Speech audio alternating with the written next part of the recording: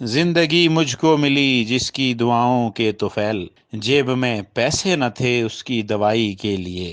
اپنی اپاہج بوڑھی ماں کو دوائی کے لیے تڑپتے ہوئے، سسکتے ہوئے موت کے چنگل میں جاتا دیکھ کر بے بس بیٹے نے یہ عزم کیا کہ اس کی ماں تو خالق حقیقی سے جا ملی، مگر آئندہ وہ کسی ماں، کسی بہن، بیٹی، بیٹے اور کسی بزرگ کو ایسے بے بسی کے ساتھ نہیں مرنے دے گا۔ اس نوجوان نے ایک عزم کیا، اس پہ تل گیا، ڈٹ گیا، اور آج دنیا اس کو عبدالستار ایدھی کے نام سے جانتی ہے۔ عبدالستار ایدھی 28 فروری 1928 کو بھارتی گجرات کے شہر بانٹوا میں پیدا ہوئے۔ پاکستان بننے کے بعد پاکستان ہجرت کر کے آ گئے۔ یہاں پر والدہ کی وفات کے بعد انہوں نے عزم تو کر لیا تھا کہ انہوں نے اپنی ساری زندگی انسان اور انسانیت کی خدمت کے لیے وقف کر دینی ہے۔ کراچی کی ایک گندی ندی میں انسانی لاش 2 دن سے پڑی تھی اور کوئی اس کی طرف دیکھنے کا روادار تک نہیں تھا۔ ایدھی نے چھلانگ لگائی، لاش کو باہر نکالا۔ نہایت ناگفتہ بے لاش کو دیکھ کر لوگ قریب آنے سے بھی انکاری ہو گئے۔ ایدھی نے اپنے ہاتھوں غسل دیا، خود چندہ جمع کر کے پیسے اکٹھے کیے، قبرستان میں تدفین کا اہتمام کیا، اور اس کے ساتھ ہی ان کی فلاحی سرگرمیوں کا آغاز ہو گیا۔ عبدالستار ایدھی نے 1950 میں گجراتی برادری کے لیے سماجی خدمت کا کام شروع کیا۔ چندہ جمع کر کے ایک کلینک کھولا اور ایک ایمبولینس فراہم کی، اور یوں ایدھی ایمبولینس اور ایدھی ٹرسٹ کا آغاز ہو گیا۔ اس ادارے کی سرگرمیاں پورے کراچی میں پھیلیں اور اس کے بعد پورے ملک میں پھیل گئیں۔ 1973 میں انہوں نے ٹرسٹ قائم کر کے اپنے کام کو منظم کیا، اور اسی ادارے کے تحت پاکستان بھر میں ایدھی سینٹر قائم کیے اور ہر ایدھی سینٹر کو ایمبولینس فراہم کی۔ اس وقت ملک میں ان کے 150 ادارے قائم ہو چکے ہیں۔ انہوں نے نہ صرف پاکستان بلکہ دکھی انسانیت کی خدمت کے لیے جہاں جہاں ضرورت پڑی کام کیا۔ فلسطینیوں کے لیے بھی کام کیا۔ 1976 میں اناج اور رقم لے کر ایتھوپیا گئے۔ بنگلہ دیش میں سیلاب آیا تو سیلاب زدگان کی امداد کی۔ سری لنکا سے ملازمت کا دھوکہ دے کر پاکستان لائی گئی لڑکیوں کے قیام تعام اور ان کی وطن واپسی کے ٹکٹ کا انتظام کیا۔ 1986 میں مولانا ایدھی اور ان کی بیگم کو میگسیسے انعام بھی ملا۔ اپریل 1988 میں اوجڑی کیمپ کا سانحہ پیش آیا تو انہوں نے دل کھول کر متاثرین کی مدد کی۔ حکومت پاکستان نے ان کی خدمات کا اعتراف کرتے ہوئے انہیں تمغہ حسن کارکردگی سے نوازا۔ ناظرین، ایدھی ایمبولینس سروس اس وقت دنیا کی سب سے بڑی رضاکار ایمبولینس سروس ہے، جس کے پاس اپنی 1800 فعال ایمبولینسز ہر وقت لوگوں کی خدمت کے لیے موجود ہوتی ہیں۔ ایدھی کو 1996 میں حکومت پاکستان نے نوبیل پرائز کے لیے بھی نامزد کیا تھا، مگر بدقسمتی سے انہیں نوبیل پرائز نہ دیا جا سکا۔ 1997 میں افغانستان میں شدید زلزلہ آیا اور اس سے متاثرہ افراد کے لیے بھی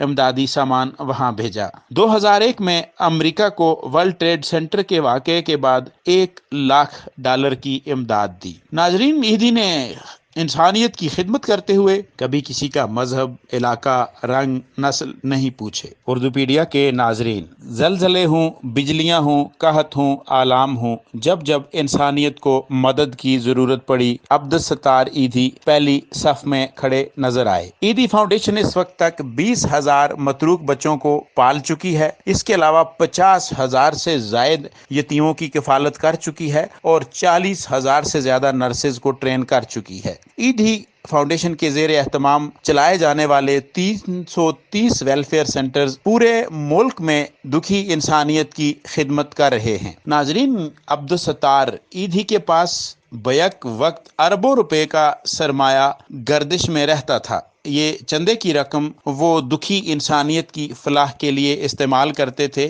اور اسے اپنی ذات پر خرچ کرنا حرام سمجھتے تھے۔ اس بات کو بتاتے ہوئے جتنا بھی فخر محسوس کیا جائے، آپ کو بھی جان کر یقیناً فخر محسوس ہوگا کہ ایسی عظیم ہستی کا تعلق پاکستان سے تھا، جنہوں نے جوتوں کا آخری جوڑا 19 سال تک استعمال کیا۔ اپنی وفات سے 19 سال قبل سیکنڈ ہینڈ دکان سے لیے جانے والے ان جوتوں کو پھٹنے پر عبدالستار ایدھی دوبارہ سے پیوند لگوا لیا کرتے تھے، مگر انہوں نے جوتوں کا دوسرا جوڑا نہیں لیا۔ عبدالستار ایدھی کے پاس زندگی میں کبھی تیسرا جوڑا کپڑوں کا نہیں آیا۔ عبدالستار ایدھی نے ملک کے 20,000 متروک بچوں کو والد کے طور پر اپنا نام دیا، جن کے حقیقی والدین تو ان بچوں کو اپنانے سے انکار کر گئے اور غائب ہو گئے، تو عبدالستار ایدھی وہ شخص تھا جو سامنے آیا اور ان بچوں کو معاشرے میں پہچان دی اور اپنا نام دیا۔ ناظرین،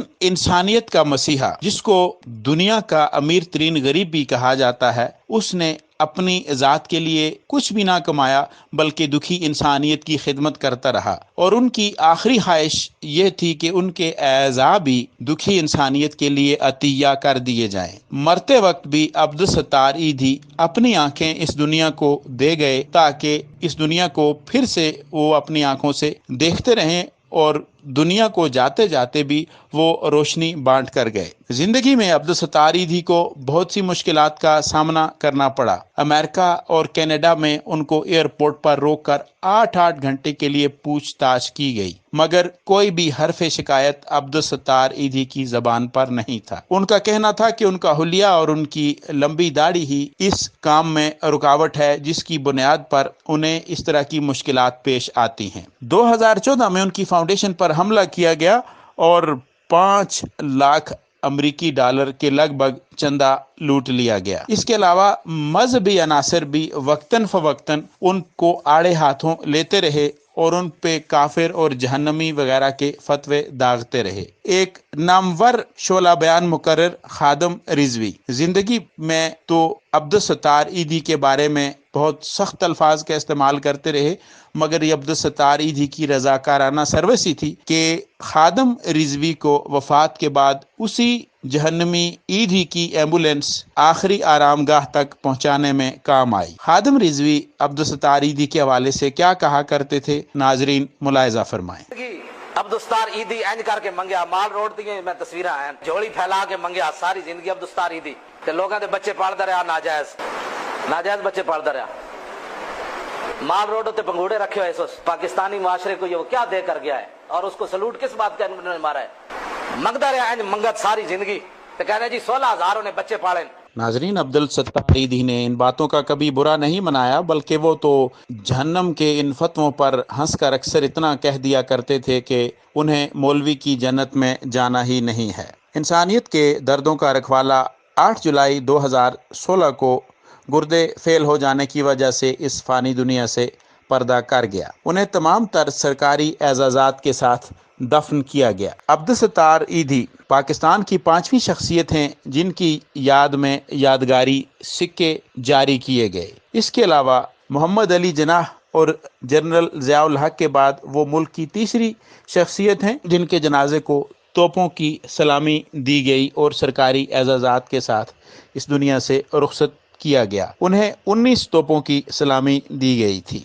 ناظرین، عبدالستار ایدھی کے کارنامے تو بے شمار ہیں۔ انہیں نوبل پرائز نہیں مل سکا، مگر ملالہ یوسفزئی جنہیں نوبل پرائز ملا تھا، انہوں نے عبدالستار ایدھی کی وفات پر روندے ہوئے گلے کے ساتھ کہا تھا کہ ان کے بس میں ہوتا تو یہ اعزاز وہ عبدالستار ایدھی کے نام کرتی کہ اس کے حقیقی حقدار وہی تھے۔ ملکی اعزازات کے علاوہ عبدالستار ایدھی نے بے شمار غیر ملکی اعزازات بھی سمیٹے، جن میں 1988 میں لینن پیس پرائز اور اس کے علاوہ روٹری انٹرنیشنل نے انہیں پال ہیرس فالو فارم دیا تھا، اور بہت سے بازنان پرائز، گاندھی پیس ایوارڈ، سیول پیس ایوارڈ، آنریری ڈاکٹریٹ کی ڈگری ملی تھی انہیں institute of business administration Karachi کی جانب سے۔ یونیسکو مدن جیت سنگھ پرائز 2009 میں ان کو ملا تھا، اور لندن پیس ایوارڈ 2011 میں انہوں نے حاصل کیا تھا۔ اس کے علاوہ احمدیہ مسلم پیس پرائز بھی 2010 میں ان کے نام رہا۔